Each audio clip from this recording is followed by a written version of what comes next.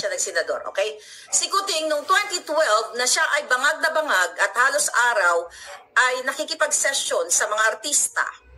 Okay? Itong mga artistang to, nabanggit na nga ito, di ba? Pero hindi natin siya babanggitin kasi nananahimik naman. But, for the heck, para maipakita natin sa inyo, itong mga kasesyon ni Marcos Jr., kasi ito yung artistang ito, sinira nila ang buhay. Dahil, well, I may say na adult naman itong artistang to. Well, sinira na nalulung siya sa Coca-Cola. So, ngayon, noong 2012, ayon sa ating informasyon, alright, si Kuting ay huhulihin na sana kasama itong artistang ito. So, siya, may order na po, actually hawak ko. Alright? So, nung time na yon, dapat ay i-raid na siya kasi meron ng pre-operation report na si positive na si Marcos Jr. ay isang bangag na bangag sa pulburon. Hi guys, magandang araw po sa inyo lahat.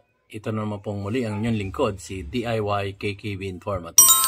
At matutunghayan nyo po si Miss Maharlika Bolyakera. At anuhan nyo naman po yung una kong part ng video ay nung 2012 pa pala, siya nagpupulburon na. Ang sarap kaya ng pulburon na yun. Matamis kaya yun. So yun nga, 2012 tapos may order na pala na siya yuhulihin na. So hindi natin alam kung bakit ito hindi nabalita noon. So tunghayan po natin, ituloy po natin. Go Miss Maharlika.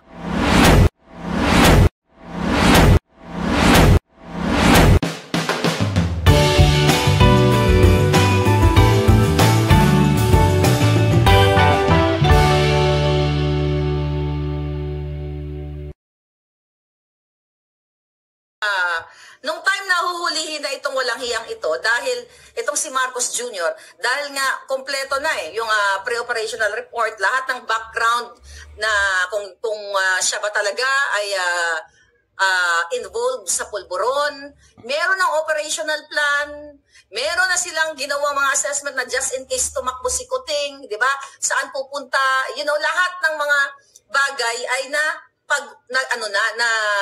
na-set up na lahat, contingency plans, post-operation, kung anong mangyayari kapag hinuli na si Kuting. Lahat po, kompleto na sa coordination niya mga yan. Okay? Yun. Naka-ready na pala.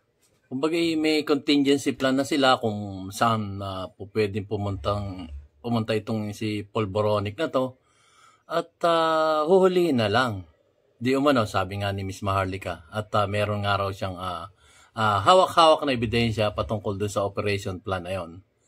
So, parang totoo Parang totoo. Pero tignan natin, tuloy natin. Bakit hindi ito nalathala sa media nung panahon na yun? 2012, yun, dun yung parting na-adapt yung yung sinasabing resolution number 10. So, tuloy po natin. Go, Miss Maharlika.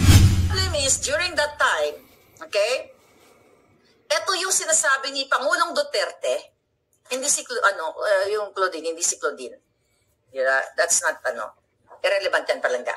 So ngayon, during yung sinabi ni Pangulong Duterte sa Maisog na nakita niya sa PIDEA report na si Marcos Jr. ay isang durugista, isang pulburonic. Totoo. Yung sinabi ko sa inyo na lumuhod si Amy Marcos sa Pangulo Duterte na wag na hulihin si Kuting o wag na siya isama doon sa pulburonic list, sa narco list. Totoo yun. Kasi napaka-reliable ng ating impormasyon na nakuha doon. At dito sa ipapakita natin ebidensya sa inyo ay magja-jive lahat. So, nung panahon ni Noynoy, isa sa kabinete ni Noynoy ang humarang dito. Okay? Maari, okay? Hindi natin muna siya bibigyan ng pangalan, pero maaring business partner ni Lisa Tanas. Wait. Bakit nadama yung pangalan ni dating Pangulong Rodrigo Roa Duterte? Na alam nga raw ng ating dating Pangulong Duterte yung mga raid na yan at huhulihin na nga. So that time 2012, I think mayor pa si may Tatay Digong, that time, 2012 eh. So, nakapagtataka, bakit nadamay pa yung pangalan ng ating dating Pangulong Rodrigo Duterte? At kasama na rito yung nagmakawa si Senator Amy Marcos. Teka lang, bakit ganon?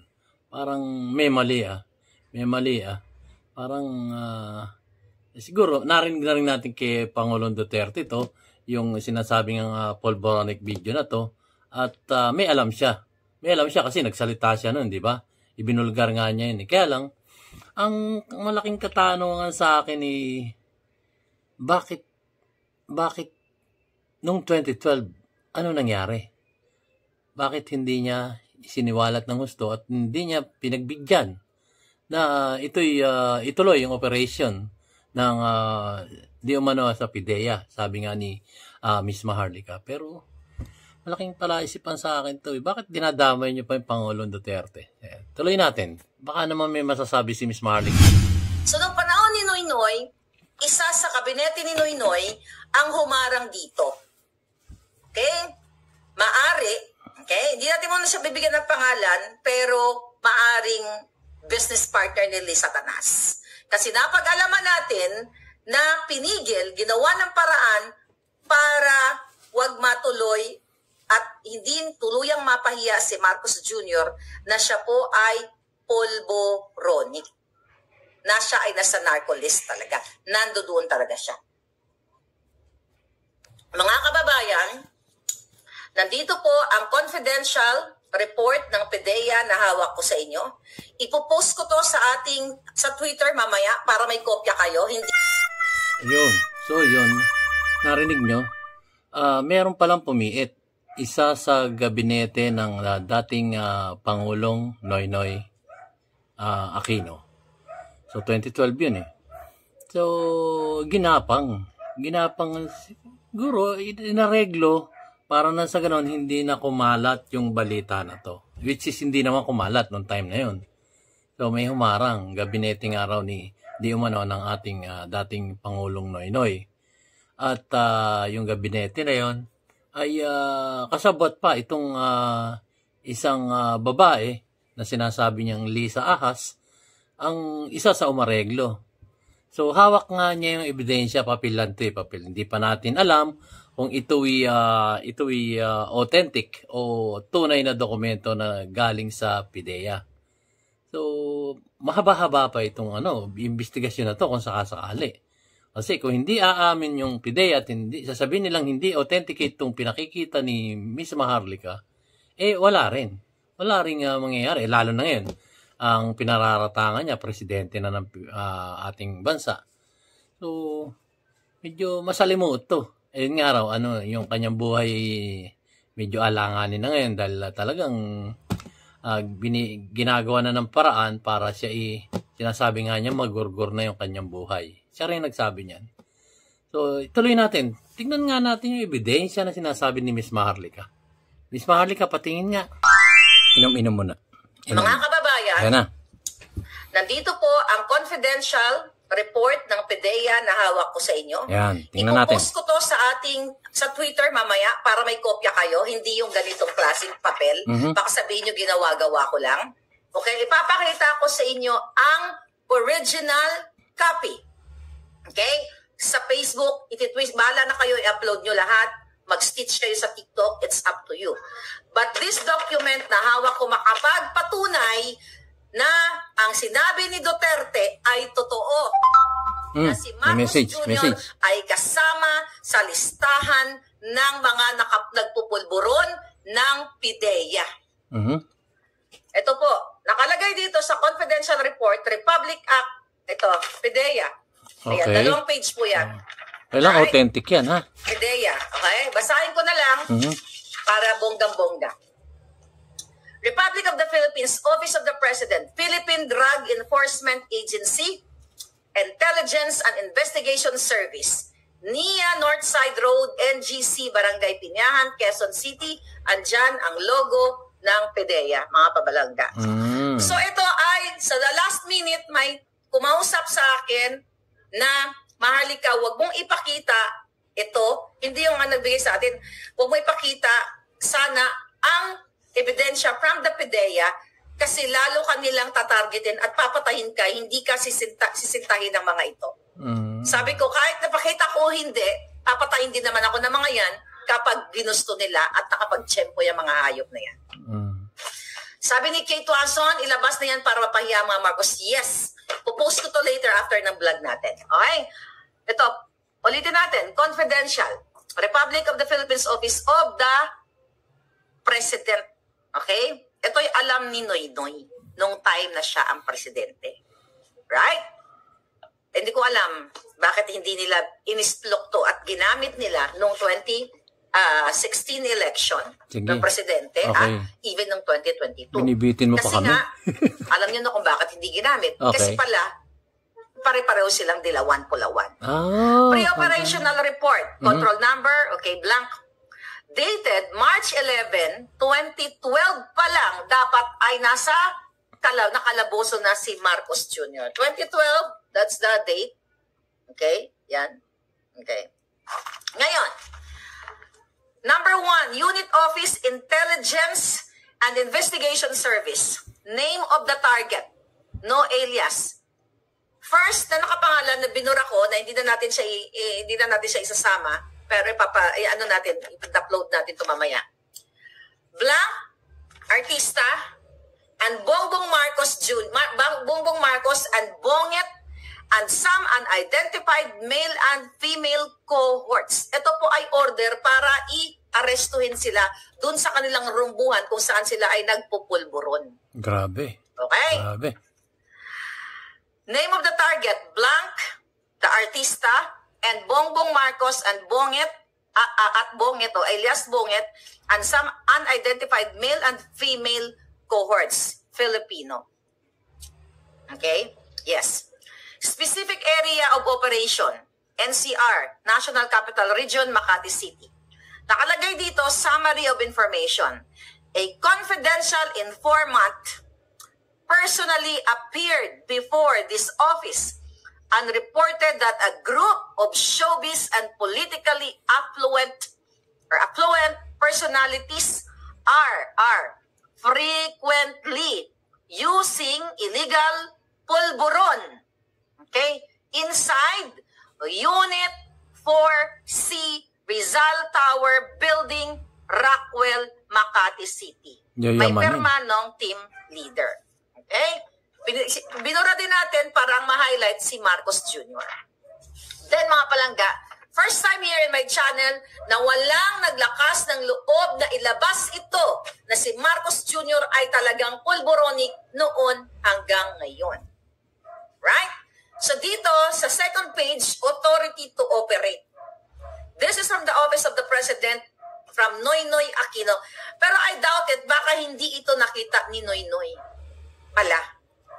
Okay. Baka, Ayun guys, so, binasa na ni Miss Maharlika Bulyakera yung order. Kumbaga sa ano yan, yung mga ano yan order of battle, parang operation na nila yan. Marami silang ginawang operation yan. Merong sinasabi niya nga dito na eto na, huli na sa Makati Pangaraw, hindi umano. So, yung mga sinasabi niyan to ay napakasensitibo. Gaya nga nang binasa niya, confidential. Confidential yung tipo ngayon. Kasi, ano to kumbaga, mataas na tao to I think, kung hindi ako nagkakamali guys, kung hindi siya congressman, nag-governor pa siya noong that time, in 2012. Kasi nung mag-senador siya, I think, ano ba siya nag-senador? Parang senador na siya nun Hindi ko alam guys, correct me if I'm wrong. Pero napakasensitibo po itong labas ni Miss Maharlika to. Kung ito ay totoo man, o hindi, talagang nakakapanlumo po. Kung totoo to, meron tayong nanunungkulang talagang pulboronic. Sinasabi nga niya. Hindi ako makapaniwala. Talagang nilalabas na lang tulo yan. Pero hinahanap ko pa rin yung pulboronic video So, narito pa siya dun sa siguro step by step, part 1, part 2, part 3 yun. Inuunti-unti niya ang mga paglalahad niya o pag-open niya ng mga ebidensya niya tinatawag noong pang Disyembre, sinasabi na niya to. Ngayon, inilabas na niya. Malamang-lamang to, yun nga, malamang-lamang may hawak na siya noon pa Talagang pinatagal lang, pinag-init lang sa kanyang mga palad. Ito'y aking lang, sa aking kuro-kuro lang to. Tapos nilabas na niya tong, grabe, no? May operation na pala, dapat pala, nakulong na yan noong 2012 pa. Hindi na siya nag-senador pa, continuous senator. At naging kumandidato pa ng vice president, di ba? Natalo nung 2016 at yun nga, naging presidente natin ng 2022. Galing, di ba? So, ganda pa naman ang aura nitong taong to. Kumbaga, bilib ako dito talagang hindi makabasag pinggan. Pero itong sinisiwalat ni Miss Maharlika ako'y hindi ko malaman. Mixed emotion, guys. Mixed emotion talaga, mga kababayan. Yung aking nararamdaman. At ito'y, ano ba masabi ko rito? Grabe talaga. Hindi ako makapaniwala. Siguro, talagang malakas nga. Celebrity kasi yung taong to Celebrity. Sabi nga may kasama pang artista pero hindi niya pinangalanan. Para mapag-anuhan naman, hindi naman siya siguro yung tao na talagang ganyan ang hilig, maring nadamay lang o hindi natin alam. Pero may order battle para mag-ano na nga hulihin dahil may mga ebidensya na sila. So, ang pinagtataka ko lang dito, at isang katanungan ko guys, ko lang. Bakit kung totoo man na alam ni dating Pangulong Rodrigo Roa Duterte itong mga pulboronic na to? Pero okay lang, kasi tingnan nyo guys, siniwalat naman niya, kaya lang hindi niya tinuloy-tuloy. Sinabi niya meron tayong noon, bago pa lang, meron tayong magiging addict na mamumuno sa ating inambansang Pilipinas. Tapos nung maupo na, meron tayong bangag. Yun na sinabi niya. Sumunod, meron tayong na bangag. Kaya lang, hindi ko maintindihan bakit hindi niya ito hinadlangan noon pa. Yung, katanungan ko lang naman po ito. Huwag po kayong magagalit. Katanungan ko lang po ito. Maaring effective yung sinasabi ni Miss Maharlika na nakiusap siya para hindi matuloy yung ganitong pag-atake o paghuli nung time na yun, noong 2012, March 11 nga, kung matatandaan ko yung pagkakasabi ni Miss Maharlika, March 11, 2012. Yun ay operation, actual operation na sana, pero hindi nangyari. So, ito, mahabang usapin pa to guys itong dokumento na to. Kung ito'y legit, kasi maano nyo naman malalaman nyo naman dahil dinenay na ito ng nung magsalita ang ating dating Pangulong Rodrigo Roa Duterte. Dinenay ito ng PIDEA na wala silang record na ganun. Hindi natin alam bakit ganun nangyayari. Talagang paano na ibig sabihin? Ibig sabihin ba nagkakaroon na ng sabwatan? Hindi natin alam kung nagkakaroon ng sabwatan kasi wala silang record O ibig sabihin ba, pwedeng nawala yung record dun sa kanilang opisina at may kumuha. Maring ganun. Kaya nung checkin nila yung records, walang records na ganun. Pero may hawak si Miss Maharlika So, saan galing ito? Saan ang galing itong dokumento na to? Na sinasabi niyang original copy. Ang problema, original copy, ito ba'y authenticated ng PIDEA? Yun ang mga katanungan. Maraming pang katanungan, guys. So, pero nakakapanlumo po itong balitang ito. Siniwalat ni Miss Maharlika, nakakapanlumo po ito. So, ituloy po natin, guys. So, narinig na natin yung order, yung confidential order na huhulihin siya. Tuloy natin kung ano pa yung masasabi ni Miss Maharlika. First time here in my channel na walang naglakas ng loob na ilabas ito na si Marcos Jr. ay talagang pulboronic noon hanggang ngayon. Right? So dito, sa second page, authority to operate. This is from the Office of the President from Noynoy Aquino. Pero I doubt it, baka hindi ito nakita ni Noynoy pala. Baka baka hindi nga nakita ni Noynoy ito, but dahil yung kaniyang mga kabinete ay hinarang. Cabinet niya, isa sa cabinet niya, ayon sa ating source, ang humarang nito para hindi ma-raid o mahuli si Marcos Jr. Itong time na to, ayon sa ating informante, langung-langu at halos every night ay nagsisesyon sila dito sa Rockwell na ito. Okay? Authority to operate, control number, date, okay, March 11, 2012. Okay? Number 1, Unit Office, Intelligence and Investigation Service. Type of operation, ayan, surveillance, casing, test buy bust, okay, search warrant, others specified. Duration, 22 hours, okay, this is 10 ng gabi, March 11 of 2012 to 12 March 12, 2012. Okay? Ngayon, nakalagay dito, Area of Operation, NCR, Makati City. Team Leader, Contact Number. Okay? Ito, nakalagay dito yung agent. Alright? Nakalagay yung agent dito, and 7 others. So, agent, so 8 sila ang magre-raid.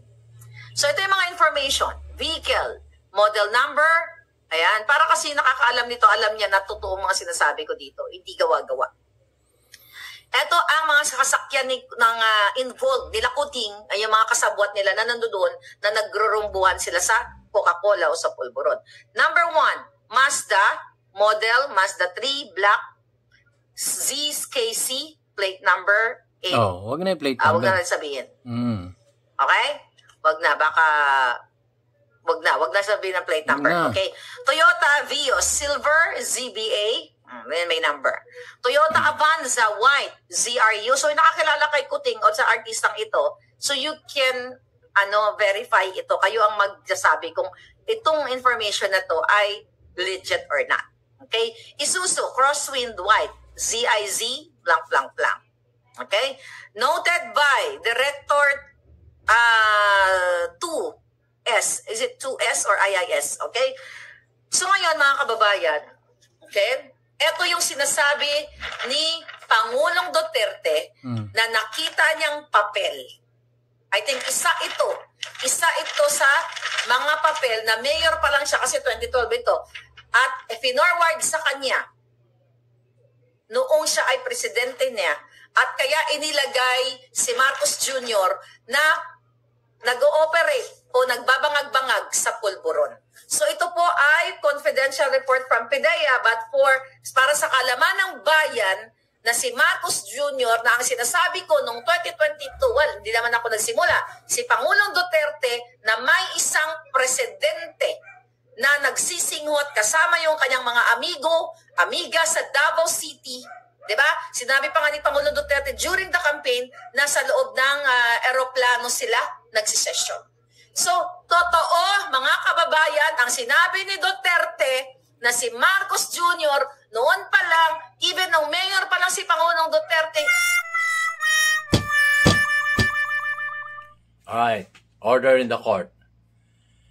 Based on the evidences presented by the complainant, the accused is not guilty.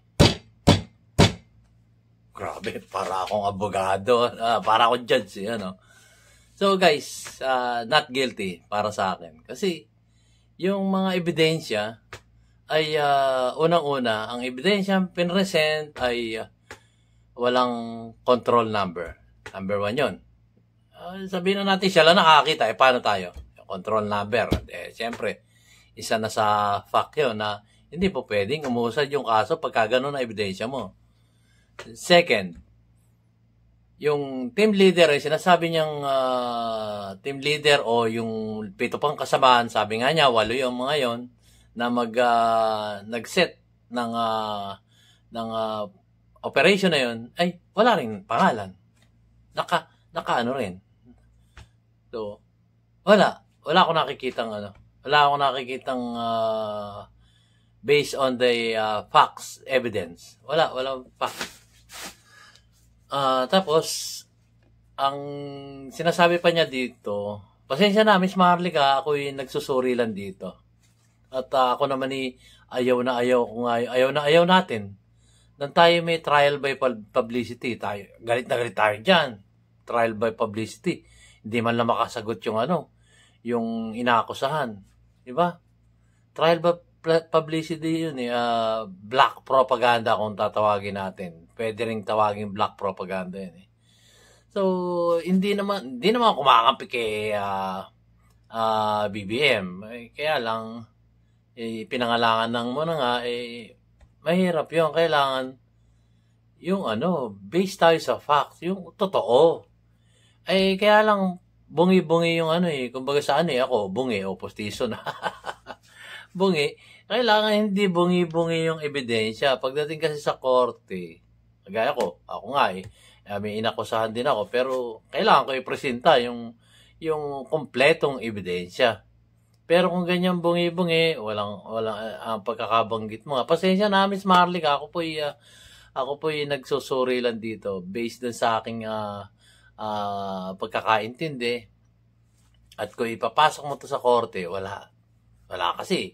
Pinasok mo sa social media, ako naman siguro may karapatan din magsuri, hindi lang sa isang tao, kundi both sides. Kaya nga, para ako naging judge So, yun. Unang-una nakita ko dito.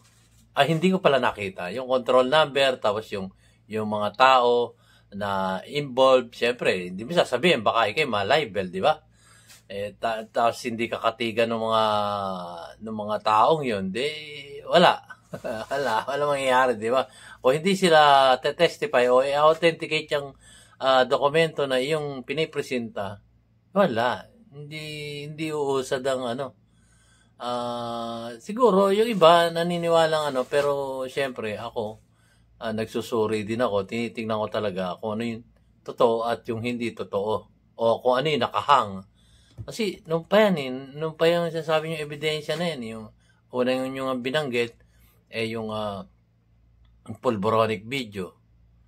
Tapos gagawin nyo pa may part 1, part 2, part 3, kaya nakakalito. Ewan ko, hindi ko pa napapanood yung iba mong vlog kaya kinakatituloy yung ulo ko, kakamot ako sa sombrero. So yung kulang-kulang, parang ano ba ang una kong tanong, ano ba ang pakay natin dito sa paglalabas na ebidensya? Hindi pa rin ebidensya to kulang-kulang talaga. Pangalawa, yun nga, sabi mo, walang naglakas loob na maglabas nitong ebidensya na to. Pasensya na, Miss Marlica, hindi tayo magkaaway. Nagsusuri lang po ako. Sabi nyo, walang naglakas ng loob na maglabas ng ganitong ebidensya. Ibig sabihin, kasama si dating Pangulong Rodrigo Roa Duterte kasi hindi siya naglabas na ebidensya. Ikaw lang nakapaglabas. Sabi mo nga, parang pinalalabas mo, ikaw ang nakapaglabas ng ebidensya na yun. Wala akong kinakampihan dito. Hindi ko naman binoto si BBM. So, akin lang pong tinitignan yung makatotohanang ating pinalalabas at inilalathala. Hindi lang kumbaga, sorry po hindi lang for the views tayo. Hindi lang for the views. Kung talaga may totoo tayong ebidensya, ilabas nyo na. At least nariyan ka naman sa Amerika Paano ba? Pinangangalagaan ka pa ng estado ng inyong bansa na kinabibilangan ngayon. So, ang daming butas ako nakikita na ano ba purpose? Para makakalap tayo ng mga kakampi o ilabas natin yung totoong ebidensya. So, yun, walang supporting evidences Wala talagang Kumbaga, kulang-kulang talaga. Pasensya na po, Miss Marlica. Talagang hindi mo ako yung bang sabihin na nating mapapaniwala dun sa etong ebidensyang nilabas mo. Hindi po talaga. Pasensya na, sorry po talaga. Hindi ako makakapaniwala niyan. Not unless na talagang ibibigay mo lahat ng ebidensya mo at ipipresenta mo sa proper forum. Yung proper ano ba? Kapulungan. Kumbaga, sabihin na natin kapulungan na mag-aanalisa o titingin ng mga ebidensyang yan. Pero kung ganyan, wala eh. Wala talaga, wala. Sorry. Hindi ako naniniwala dyan sa mga ganyang presentasyon ng ebidensya na kulang-kulang. At nakatakip yung control number, nakatakip yung sinasabi mong team leader, at nakatakip yung sinasabi pang 7 na kasama nung namumuno dun sa operasyon na yon.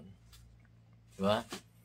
Tapos, sinabi pa yung mga sasakyan para makatotohanan na ikay nagsasabi ng totoo, i-research.